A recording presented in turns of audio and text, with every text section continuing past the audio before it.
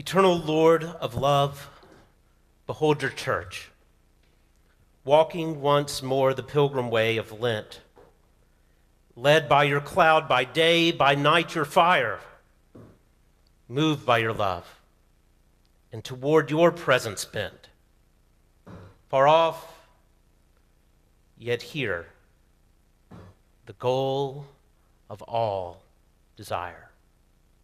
You may be seated.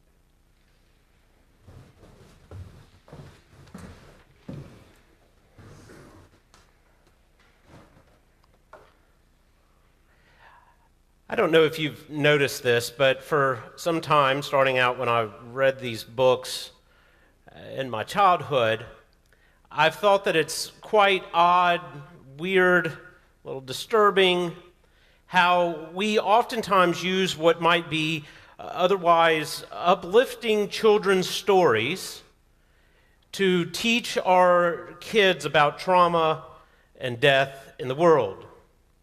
For instance, Old Yeller. What would otherwise be a very heartwarming tale about a beloved dog raised by a fatherless boy unfortunately takes a really bad turn when the dog gets rabies and the boy has to put it down. Where the Red Fern Grows. Otherwise uplifting story about a poor farm boy who saves for years, buys 2 coonhound dogs, only to have the story turn where a mountain lion kills one of the dogs and the other dog starves herself to death and in deep grief. As a child, I quickly learned never to trust adults who wanted me to read anything that had to do with dogs. And yet, if you haven't noticed, we do almost precisely the same thing with the story of Noah and the flood. A story that talks about this amazing flood that is sent to wipe out every living thing, most particularly all of humanity, or at least most of us. And we read that story and we apparently say, "Oh Lord, what are we going to do with such a terrible story? Oh, I know, we'll give it to the kids." And that's generally how the story is set aside. It's a story for kids. We decorate babies' nurseries in it. We sing silly songs about the animals coming on by twosies. And I guess that's because folks see it as a story of God's ultimate protection, and then there's rainbows and the animals, although I notice it's always the cute animals. It's never like possums and rats and honey badgers. When I lived in Kansas City, I had to drive by this mega church on the highway all the time. And they built a big new children's center, and they built it to look like an ark. So this humongous ark was right along the highway, and I drove by this thing all the time, and it was over the top and kind of tacky, making it perfect for a mega church. And so I drove by this thing over and over again, but what really stood out to me was when I drove by it the week after Hurricane Katrina. And I thought, could you imagine building a cute children's center like the one Levy that held? Could you imagine the one family home in Houston that didn't get flooded out by Hurricane Harvey? Building that for the kids. What I'm driving at here is the story of Noah is actually a very adult story because it's the story of a God who made the world and loved the world, but made it to be very, very good, and it's just not. In just a few short chapters in Genesis, the story of God's good world, his dream of goodness, made into reality, turns into a nightmare because of human sinfulness. In fact, things get so bad that the story comes to a place where God regrets the world that he's made, particularly us in it. And thus, in regret, but mostly sorrow and anguish, God allows the rains to fall and the waters to rise. Now, let's just agree up front that we don't like this image of God, which is another crazy reason that we've relegated it to children. But the story is important, and the key to getting the story, in my estimation, is to see it in light of the creation story at the beginning of Genesis. For to make up a word, the key to understanding the flood story is to see it as an uncreation story. Let me try to unpack what I mean with that. In the creation story, we're told, and in English it's all flattened out poorly, that the Spirit of God hovers over what's said in English, the waters of the deep, which is a terrible translation from the Hebrew because the Hebrew says the waters of chaos. And this is very, very important to understand. In the Hebraic imagination, these ancient people's theological imagination, when they thought about the opposite of a good creation, they saw it as chaos. They saw it as this watery mess. They looked out at that big Mediterranean Sea and knew how storms could come out of nowhere and people would get in boats and never come back, and they had big creatures and stuff that scared them to death in those waters. And so to them, when they thought about the opposite of creation, they said it was like a chaotic cauldron of water swirling with unmeaning and meaninglessness and lack of a purpose and all the rest. It's chaos and it's watery chaos, and God goes into the chaos and starts pulling out order and meaning and a good world and us. And yet, in the story, God gives us, humanity, the ability to invite the chaos back in. Partnering with us in building the ongoing building of a good creation, God allows us to actually undo it. And so the chapters immediately before the flood, you have to kind of use your theological imaginations with the Hebrews here. It's as though God has pushed away the chaos and we keep inviting these watery nothingness back in. And God's holding it at bay for us, and finally, in anguish, lets go. And the flood overwhelms it all. So this story is one that is imagining what it would be like if we got actually what we were asking for. And it's an utter nightmare. And yet, even then, God couldn't help but spare the innocent. But before we just jump there like we always want to do, I don't want to diminish the 40 days and nights of horror that this is describing. And why I don't want to diminish that is because this is actually a very important story for those of us who come here week after week and know that the world about us is just not as it should be. Who live through weeks like we just came through. I remember each and every time so much going and picking up my children after one of these events, Sandy Hook, and keeping it from them, how ugly this world can be. This week, for the first time, my oldest Abigail got it. There was no hiding it from her. And she was scared.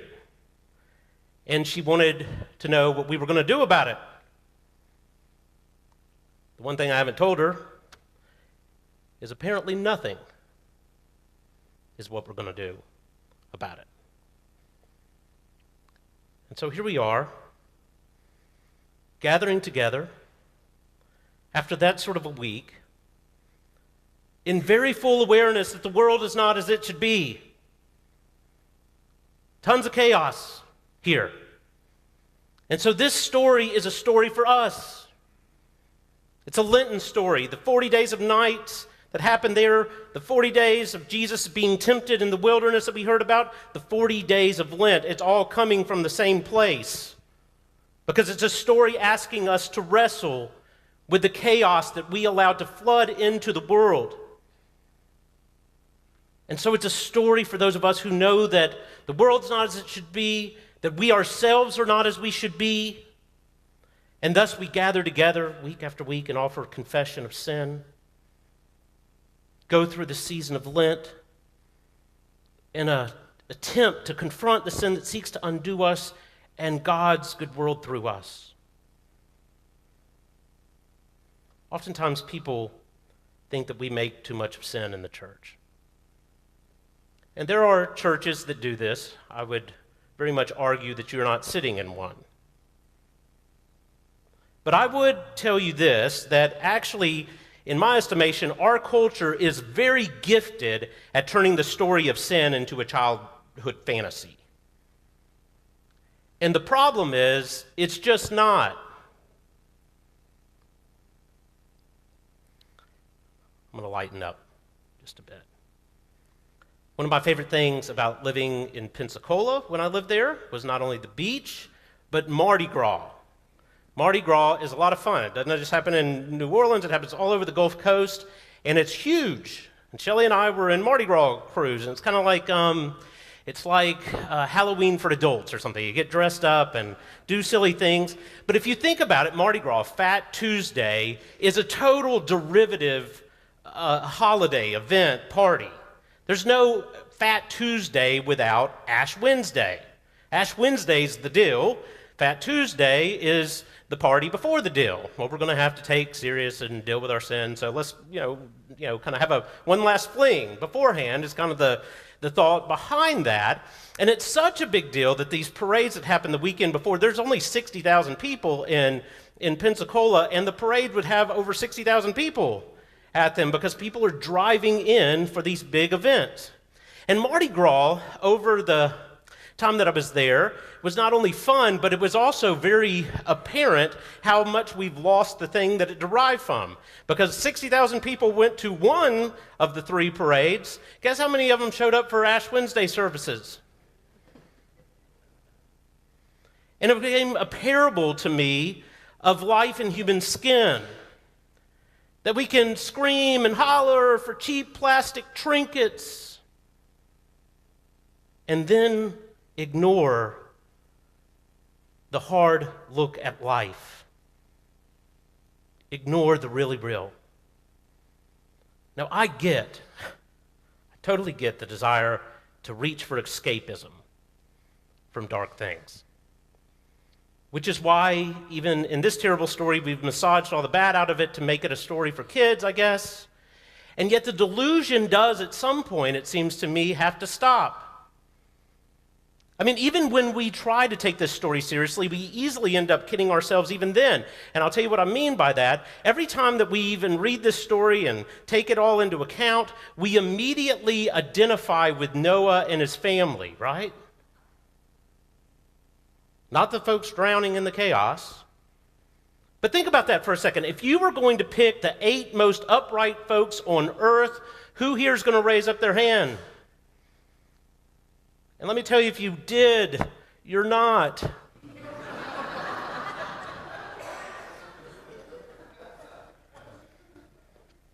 that's why the church tries to be honest about our need to confront the dark parts of our lives, what we know as sin.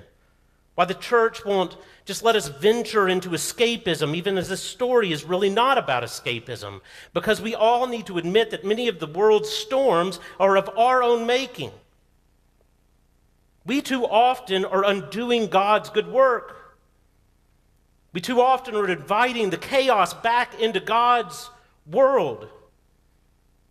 Too often chasing plastic trinkets and neglecting the really real. And that's really hard to own up to. But one reason we should have the courage to do so is because even this tragic story, if looked at right, is also a gospel story, a good news story. In fact, I believe it's a gospel story way more than it's a judgment story. For eventually, of course, the waters do recede, the clouds do fade, the sun comes out, and a rainbow arches over the whole muddy mess, meaning the last word will not be human sin, but the promise of our Creator, a promise that He's going to deal with us in love. I don't know how often you've thought about that rainbow. God puts His bow in the clouds. What is His bow? It's a weapon. It's an ancient weapon. The story imagines what would God do what would happen if God just relented and gave us what we were asking for? A nightmare.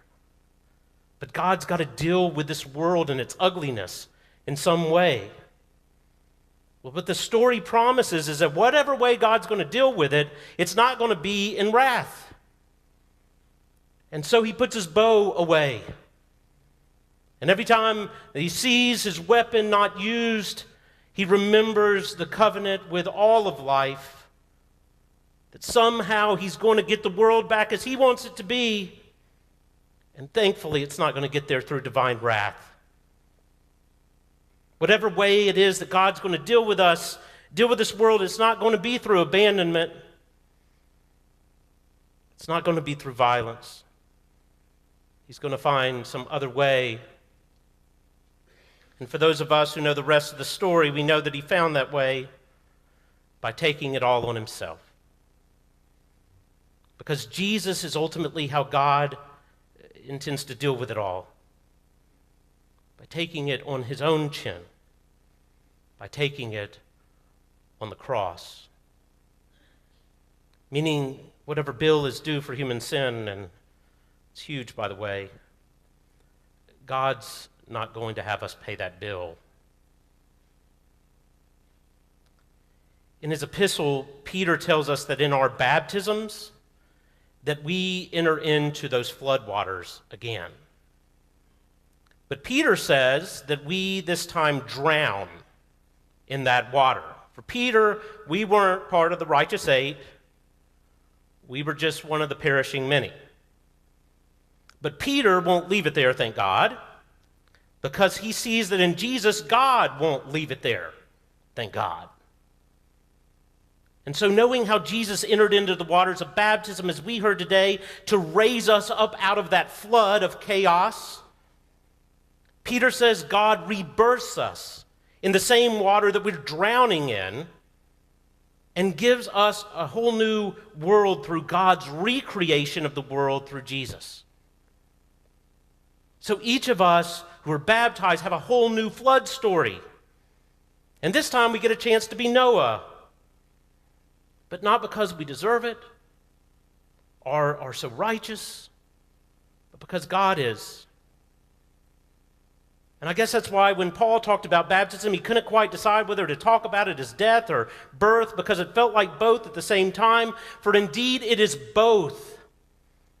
To try to live into the life that God would have for us. At least it's going to have to be both if anything's ever going to get right around here. Because something in us must be willing to die in order for something right to be born.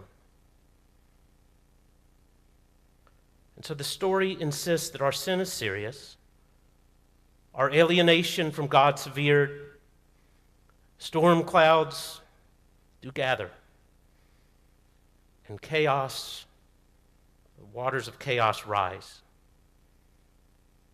And yet the goodness and grace of God is always still over it all, over humanity and all of its heights and lows,